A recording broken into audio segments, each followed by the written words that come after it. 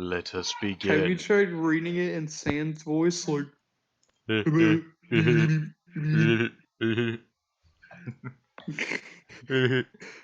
It also, just. can you still hear yourself from a mic? I don't believe so, no. You don't? Okay. Alright.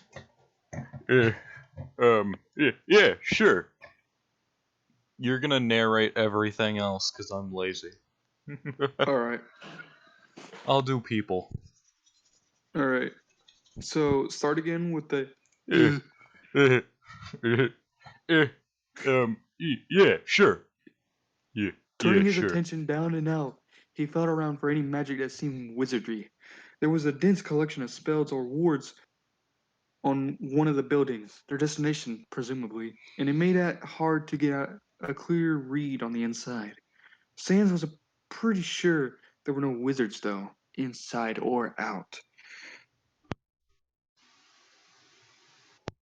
Looks all good, and even many normal people about.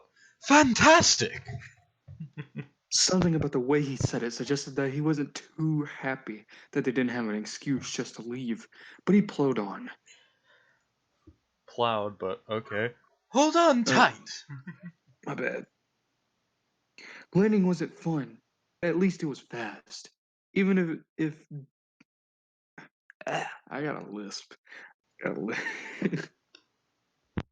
Landing wasn't fun, but at least it was fast, even if it being fast was part of why it wasn't fun. But no matter. Buckbeak touched down with remarkable grace, keeping his two passengers in mind. It was a gloomy looking street, all gray stone. Some of the buildings even had cracked windows. One of them was missing altogether, replaced by a large sheet of cardboard and some packaging tape. Dead bushes out front of every house and rubbish piles rotting in the gutter completed the overall dreary scene. Well, that wasn't quite true. Some of the houses' fronts were decorated as nicely as possible. Flowers struggled in tiny gardens, and two doors had an almost new coat of paint. It helped to brighten the place up, not by much. There was just a dark feeling Sans couldn't shake, something looming over the street. It was quiet, and the clacking of the hippogriff's claws. Did I say that right?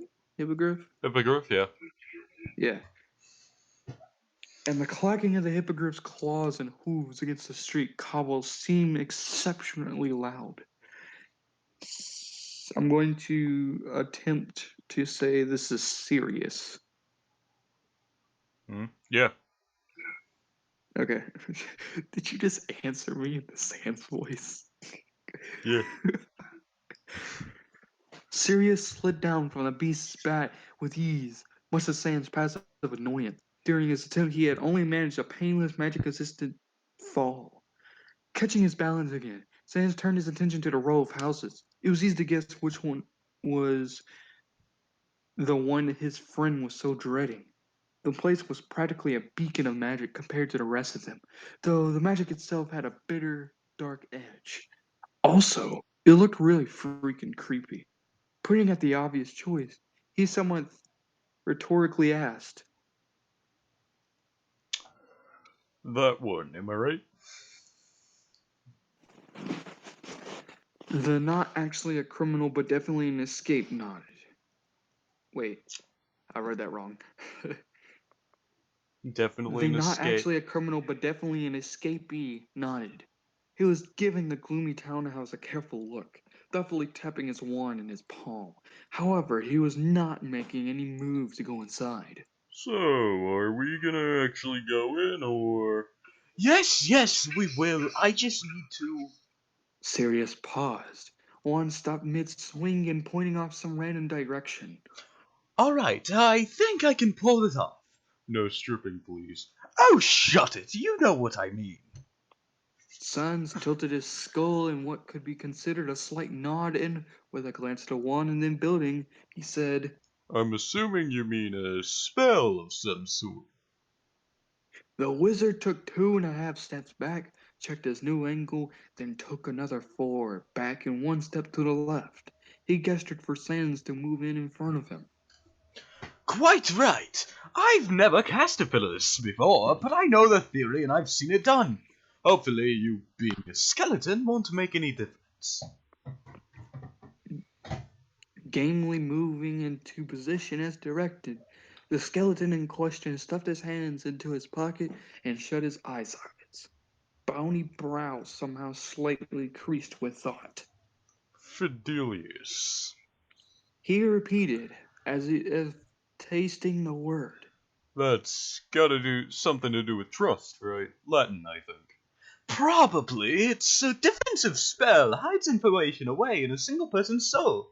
If that information is a place, it means nobody can find it unless told by the secret keeper. I'm guessing that would be me in this case. At mention of souls messing with them, Sans had uneasily opened his eye sockets again. His eyelights were dim. His eyelights? Yeah, his pupils in the game, they glow or something. Yeah. They're basically I think- fake pupils. Yeah. Yeah, okay. His eyelights were dim. Nobody knew better just how fragile his soul was. Save perhaps the kiddo, and maybe, he never wanted to worry him, his brother. So it was natural that he'd be concerned. What? Yeah. Fragile. Are you trying to I be can't do a Master papyrus. Roshi? I can't do a papyrus voice at all, so I'm just gonna go yeah. Yeah.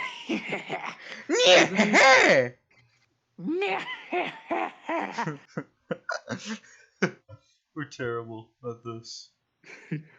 He's like Master Roshi from like the Dragon Ball series, where he's just like, Welcome to my castle. "Oh, Sans." All right. Picking on his unease, Sirius reassured.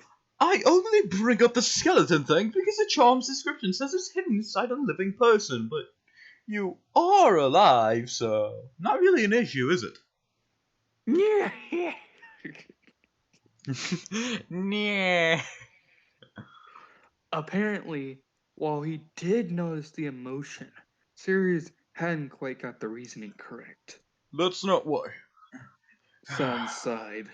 Look, I've got a lot of tricks, but my soul's not the sturdiest thing around.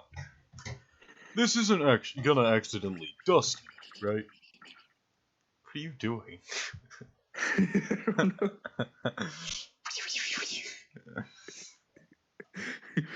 Just background noise. It's like Sans sighs.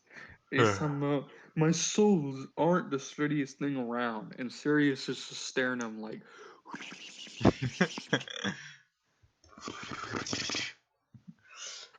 I've never heard of it hurting anyone. Your choice of emphasis is so comforting. His concern was more knee-jerk reaction than anything else. A deep urge to keep his soul to himself, safe, secret, and unseen. The spell itself wasn't really all that. The spell itself wasn't really all that big of an issue, even if it was damaging. He'd be careful to check any magic before letting it hit. He rested a hand on his sternum. His sternum. Darn him. He rested a hand on his sternum, directly over where his soul would manifest, should he summon it forth. Sirius stood silently, seriously, letting his friend come to a decision. Another moment's consideration, and the skeleton shrugged in acceptance. They really needed the security such a spell could provide, after all. Let's get this done with. Alrighty then! He said seriously. Seriously. Serious is serious. Very serious. Serious. Like serious. Serious.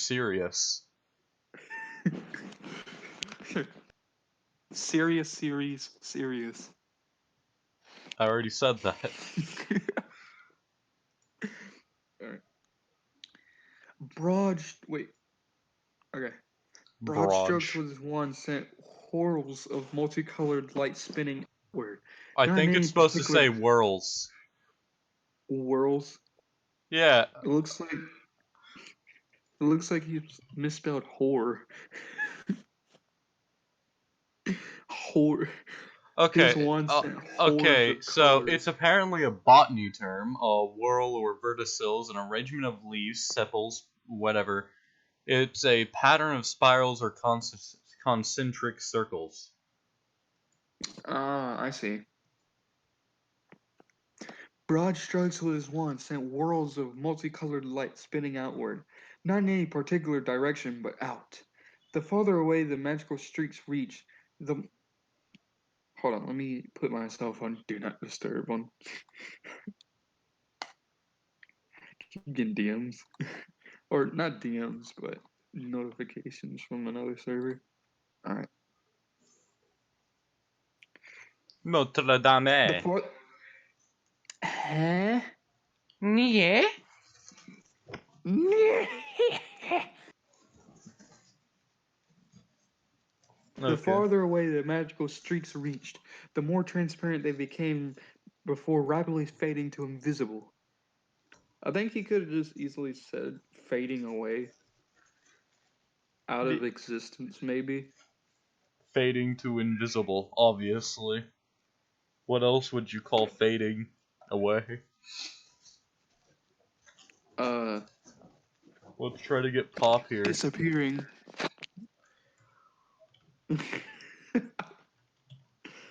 As Sirius focused even further and carefully began the incantation, Sans heard his own name come up a few times. The center of the spiraling magic slowly meandered toward the waiting skeleton, and, detecting nothing dangerous in the spell, he let it wash over him. It felt remarkably familiar.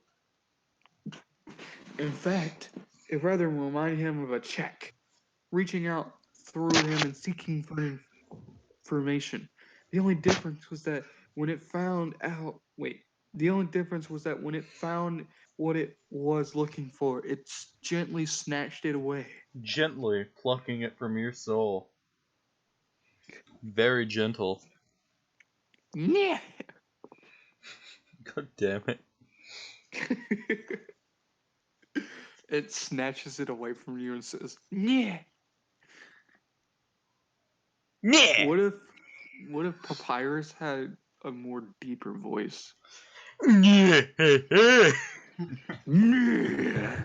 It's like Yeah. it's the voice of the Doom guy. Yeah. It's the Doom Slayer from Doom. I don't know his voice. Does he even speak? I don't really know for sure, but he's like a regular human. It's like a white man. Regular human. I'm sorry, a regular human cannot Joking. break steel with their forearms. They cannot Kenshiro. He's not a regular human. Kenshiro has some BS magic hacks where he touches you and you die. Inappropriately touches you, you just cease to exist. Martial arts doesn't work that way. Sure, there are pressure points, but he takes it to an extreme. Hokuto Shinken, my friend. Okay, what about Jonathan Joestar? One thing. Hammond. Yeah, but he. Also, those muscles in JoJo are not natural. Bodybuilders do not have them without steroids. You're gonna call BS on this one, but Saitama? Of course I'm gonna call BS. What do you think he is? I can't punch energy and cause it to disappear. That would erase my hand. He casually gets punched in the face at the speed of like 7 million newtons. Well, the force of 7 million newtons. And his head just bobbles.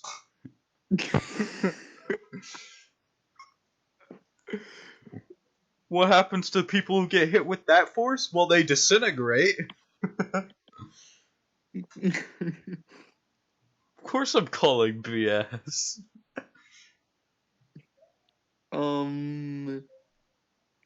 Darth Vader? Yes, the force is very human. Yes, him gradually crushing a starfighter like a giant ship is very human. You know, something that Yoda would struggle with. Very human. Boba Fett? Okay, that one's more realistic. Finally. But he survived the Sarlacc pit, so your point's invalid. Let's just continue reading, bro. Point is, human power does not exist in anime or movies. If you're human, you're dead. If you're human, you have superpowers. Like, you have Bobobo, who just uses the power of his nose hair to kill people. Bobobo is a loser. I'm sorry, just, it's not entertaining, it's boring. I never really watched it. I just seen memes. Alright. The It's curving weight. It's like JoJo in the fact that JoJo is so overhyped by everyone, but it's just boring, bland. All it has for it are memes. It's not that interesting. The story's pretty garbage. How they get there is also garbage. A goddamn fly. Yes, it's totally realistic. I can totally find out the location of someone by looking at an insect. Yeah, that's totally realistic. Yo, what? Guys, Like, how would Oh, he even know Zero. that? it's Zero. Zero, why'd you Huh? say your name? Hello. What is up? Okay, Zero. Sorry, sorry, I'm quiet. You see, it's 3 a.m. here. Well then, it's like Okay. 5:30 over here. Yeah. Zero's like PM. Zero's like 10 hours ahead. I'm going to make a guess and say he lives in Europe. Iran. Yeah. That was kind of close. Europe's like 7 hours ahead.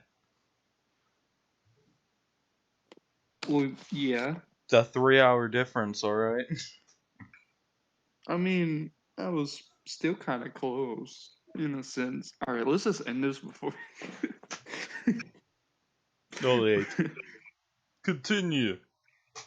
The curving waves of magic turn, changing direction from outward to inward, and Sans could see the far edge of the fading spiral draw closer. It spun faster the closer it came, until eventually it appeared as if he was standing on a small circle of blurring colors. Then the light began creeping up his bones, and the magic of the spell easily joined with his own soul. A strange feeling, to be sure. No skin off my bones.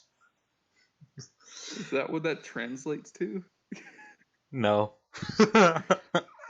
Concilium custodia. I don't know how to say it. Concilium custodiate et secretum fideliter severunt. I don't know how to say servaverunt.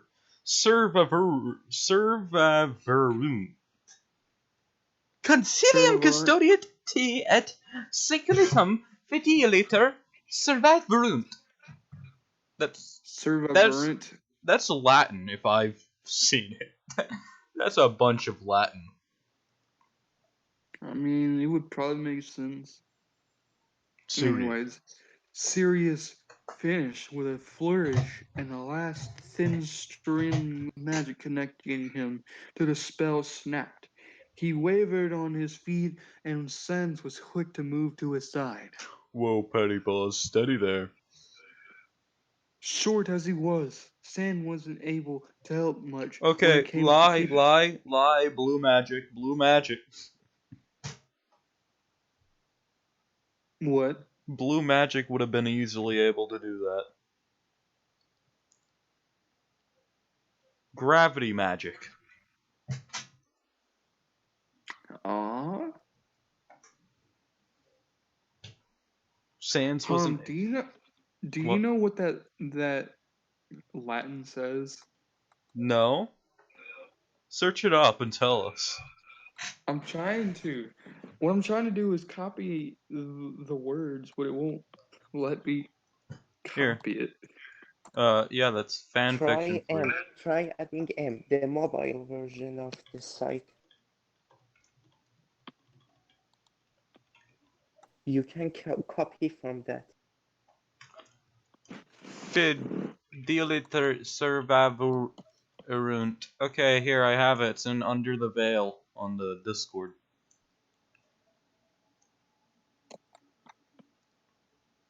Okay. And translate it to. Translate it to English from Latin. Okay. We're trying to understand it, not confuse it more.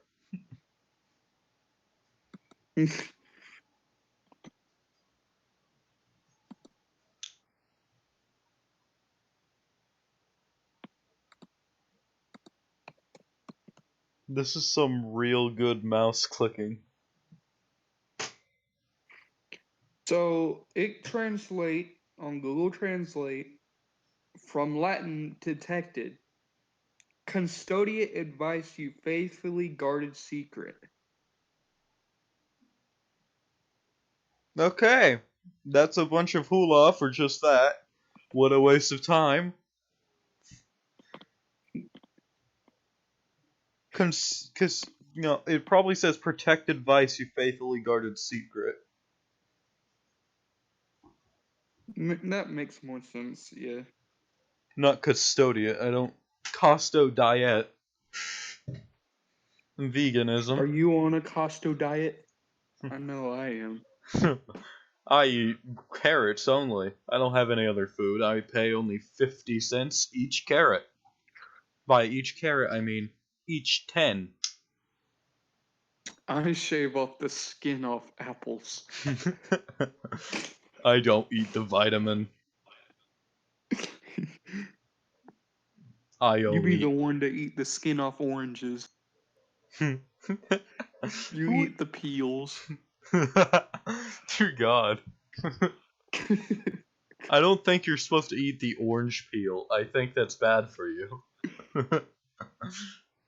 You eat the entire orange. Anything. You eat the entire orange peel included. Imagine what that'd be like for watermelons. Dear God. Alright. B. Continue. Alrighty then.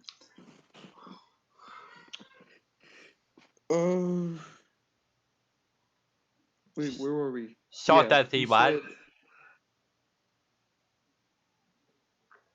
Shot as he was. Where again? Sorry. Short as he was. Short as he was, Sans wasn't able to help much when it came to keeping Sirius, so he settled with helping him sit down. How's it feel? Like I just ran a lap around the Quidditch pitch. Rubbing at his chest, Sirius took a small deep breath. He didn't take a small deep breath. I read that wrong. Rubbing at his chest, Sirius took a deep breath. Or maybe like I flew around it except upside down 50 times. What was I even doing? Casting a Fidelius. Brow creased slightly, he asked. Where? Well, I guess it worked. Just adds, like, loud ambiance to make it more intense. Like, you know, on those reality TV shows where they just look at a person and then the camera zooms in on her face and just intense music plays, like Boom, boom, boom. Boom, boom, boom. Boom, boom, Especially, boom. I think it's mainly on like Dr. Phil they do that stuff on. Alright. Boom, boom, boom. Okay. Sans looked back at the town's house in question, still grim and old, but now with a new subtle layer of magic draped over the premises. Then, addressing both Sirius and Buckbeak, just to be sure, he stated, Since you've clearly forgotten, our new secret hideout is at number 12 Grimold Palace. Grimold Place. Grimold Palace. Makes more sense a Grimold Place. Who cares about who names their house Grimold Place?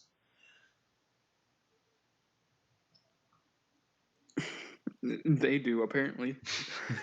J.K. Rowling. J.K. Rowling is an idiotic fool. Sirius blinked at him and then stared at the buildings for a long moment, likely seeing some changes.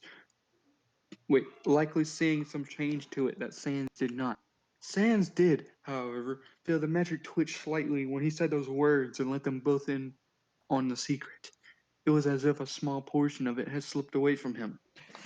After the realization of the location had passed, Sirius firmly nodded. Firmly nodded or nodded firmly? Right, I let's... mean, you can say that either way. Right, let's get inside then. Buckbeak can fly over top and land in the courtyard. The hippogriff did just that, leaping into a short. Despite the conviction in his voice, Sirius paused for a moment to gather his determination. It was pretty clear that he was not, in any way, shape, or form, looking forward to his stay in his childhood home. If, of course, a house that looked more suited to a horror story could be referred to as a home at all. They walked up the front steps together, and Sirius opened the heavily wooden door alone. He tapped the cracking paint with his wand, sending out a pulse of magic key to the house, and a series of sounds from the inside clinked as whatever locks there were unlocked themselves. It was dark inside, as we expected, but Sans could see the place clearly even before Sirius lit up the tip of his wand. Cobwebs, dust, and a general creepiness. That was his first impression of the interior. The street had been named well, at least with regard to this house, though Sans had to wonder who would name a street like that in the first place. He doubted most people wanted to live in a place with a name that brought up images of all things dark, dirty, unsettling, and, well, grim. The colors were all dark and decorations were creepy. There was even what appeared to have once been some creature's leg serving as an umbrella. There was even what appeared to have once been some creature's leg serving as an umbrella stand, just sitting there in the entryway as if such a thing is completely normal. I'm gonna narrate now. Okay. Acha, Am I just gonna read? Am I gonna read You're the gonna take the quotes? characters now. Yeah. Okay. A chandelier hanging overhead hinted that it had once been an ornate hallway, but age and neglect had done the place no favors. The wallpaper was peeling and faded, any pattern beyond unrecognizable. Several old paintings were hung up, all of them crookedly, and all of them so encrusted with grime that he couldn't make out what they were even paintings of. Sirius had mentioned that the portraits could be enchanted to move in this world, but suffice to say that these particular pieces were not providing any evidence in support. Just as horrible as I remembered. Sirius. Sirius remarked, flicking his wand at the row of gas lamps on the wall and lighting them up. Bit of a fixer-upper, that's for That's sure. Sans. Bit of a fixer-upper, that's for sure. Patrick Star? He's just standing there, menacingly. I, Sans, is secretly the one and only Patrick Star. I'm trying to get my voice right. Bit of a fixer-upper, that's for sure. We spent ages trying to clean the place up. He recalled, leading the way down the hall. Leading the We wall. never did manage it. But looking at it now, we must have made more of our dents. I can't. I gotta lisp or something. We never did manage it. But looking at it now, we must have made more of a difference than I thought. Oh, thank Merlin. She closed up already. What? Sans asked, though he would hazard a guess that Sirius was talking about the particularly large moth-eating curtains hanging ahead of them. There wasn't much else in the hall that could be closed after all. The curtains were a bit short to cover a door, and he doubted there would be windows on the interior of the building. So it probably covered something hung up on the wall, a portrait, probably. Before Sirius could provide a definite answer, a sound like a sharp snap cut in, and he was stopped short by the appearance of a splendid figure, even shorter than Sans. Impossible!